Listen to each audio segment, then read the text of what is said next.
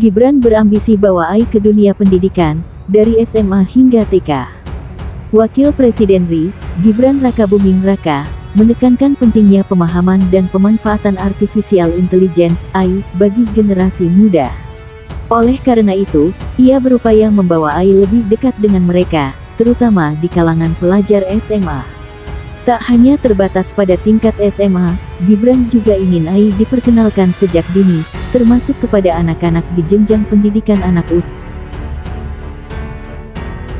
Gibran ngajarin nge-cheat pakai AI, jadi gini. Mas Wapres Gibran Rakabuming getol banget nih pengen AI jadi bagian dari warga. Terbaru, Doi bakal koordinasi sama Kementerian Pendidikan Dasar Menengah supaya AI jadi mata pelajaran. Kata Doi sih, ini dilakuin biar bisa ngikutin perkembangan zaman. Mas Wapres bilang gini pas ngehadirin seminar di SMA 66 Jakarta pas Rabu 12 Maret. Biar nggak kalah sayang sama negara lain nih, sampai ada instruksi buat masukin pelajaran matematika ke anak TK. Waduh, apa nggak kecepetan tuh mas? Emang sih masukin mata pelajaran coding dan AI udah diwacanain masuk dari awal tahun sama Mendikdasmen Abdul Muti. Hal ini nimbulin banyak pro kontra di netizen dong. Ada yang bilang kalau pakai AI bikin si anak nantinya nggak kreatif karena kebiasaan pakai alat yang instan. Terus ada juga yang nimpalin, dulu pakai kalkulator aja nggak boleh. Sekarang malah disuruh pakai teknologi canggih sama Mas Wapres. Eits, nggak ketinggalan, ada juga nih tim seuzon. Jadi seminar kayak gini dipakai buat kampanye dininya Mas Wapres buat nanti. Wah, iya lagi.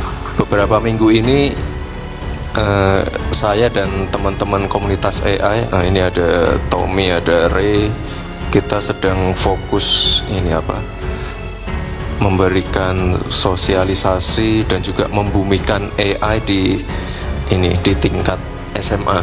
Harapannya nanti ke depan bisa SMP, SD sampai TK mungkin. Jadi kemarin kita belajar yang basic dulu lah. Basic yang untuk prompting dan lain-lain, lalu membuat video-video atau grafis-grafis yang lucu-lucu, dan juga menggunakan beberapa tools untuk menyelesaikan persoalan-persoalan matematika dan lain-lain. Intinya untuk meningkatkan produktivitas dan kreativitas. Setelah bertanya dan mendapatkan jawaban dari ChatGPT, apakah kita tetap mampu menganalisa atau apakah jawaban itu jawaban yang bagus atau jawaban yang kurang bagus? Kalau kita tetap mempunyai naluri itu, ayo kita terus bertanya sama ChatGPT. Saya juga sering-sering tanya sama ChatGPT, kan? Iya. Tetapi kalau kita dengan cara ketergantungan kita terhadap ChatGPT atau AI yang lain, kita tidak bisa membedakan.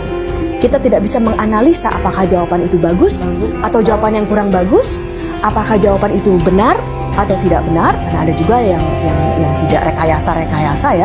Itulah yang menjadi ketergantungan yang tentu saja akan berakibat yang tidak efisien dan tidak baik terhadap kita. Hari ini kita memfollow up pertemuan yang kita lakukan di beberapa minggu yang lalu ya dengan komunitas AI. Hari ini ada di SMA 66, mereka mempelajari basic prompting lah untuk menunjang pekerjaan dan tugas-tugas sehari-hari mereka. Tadi sudah saya katakan, di negara-negara lain, negara-negara maju, pemerintahnya berlomba-lomba untuk membekali anak-anak muda dengan AI. Jadi Indonesia jangan sampai ketinggalan, kita harus cepat adaptasi karena sekali lagi AI ini penting sekali untuk menunjang produktivitas dan kreativitas. Tahun 2014, Elon Musk pernah nge-tweet, AI bisa lebih berbahaya dari nuklir. Pada waktu itu mungkin orang banyak menganggapnya lebay atau bercanda. Tapi belakangan peringatan Elon Musk ini sepertinya mulai terbukti. Geoffrey Hinton yang dijuluki Godfather-nya AI mundur dari Google karena merasa ada yang tidak beres dengan AI. Ia bahkan bersuara di mana-mana untuk memperingatkan bahayanya. You left your job at Google in part because you say you want to focus solely on your concerns about AI. You've spoken out saying that AI could manipulate or possibly figure out a way to kill humans. How could it kill humans? It'll be very good at manipulation because it will have learned that from us. Buat kalian yang belum sadar, AI atau Artificial Intelligence alias kecerdasan buatan adalah teknologi yang sekarang disematkan hampir di semua platform sosial media dan hampir di semua software komputer. Contoh paling gampang TikTok. Mengapa filter TikTok sekarang bisa melakukan hal-hal yang dulu tidak pernah bisa kita lakukan? Misalnya mempercantik wajah, memodifikasi wajah, sampai bisa menukar wajah. Karena dia dibantu AI. I can't believe this is a filter. This is what I look like in real life. Are you kidding me? Disebut artificial intelligence, kecerdasan buatan, karena teknologi ini meniru kecerdasan manusia. Makanya salah satu algoritmanya disebut artificial neural network, jaringan saraf tiruan yang meniru cara kerja otak manusia. Sebuah algoritma yang mampu mengenali pola suara, gambar, atau data apapun yang diberikan kepadanya. Of AI, Geoffrey Hinton resmi pamit dari Google. Ya, selain itu ia baru saja mengingatkan bahaya AI bagi umat manusia apabila dikembangkan secara berlebihan. Dikatakan oleh Geoffrey dalam cuitannya, sebenarnya saya pergi dari Google agar bisa berbicara tentang bahaya AI tanpa mempertimbangkan bagaimana dampaknya terhadap Google. Walau begitu, Hinton menyatakan tidak menyesali pekerjaannya di Google. Menurutnya akan ada orang lain yang akan mengembangkan AI sekalipun AI tidak berada di sana. Sebagai informasi, dan Hinton merupakan salah satu anggota Google. Selama 1 dekade terakhir, ia sudah mulai mengembangkan AI sejak era 70-an, tepatnya ketika masih menjadi mahasiswa pasca sarjana di Universitas Edinburgh.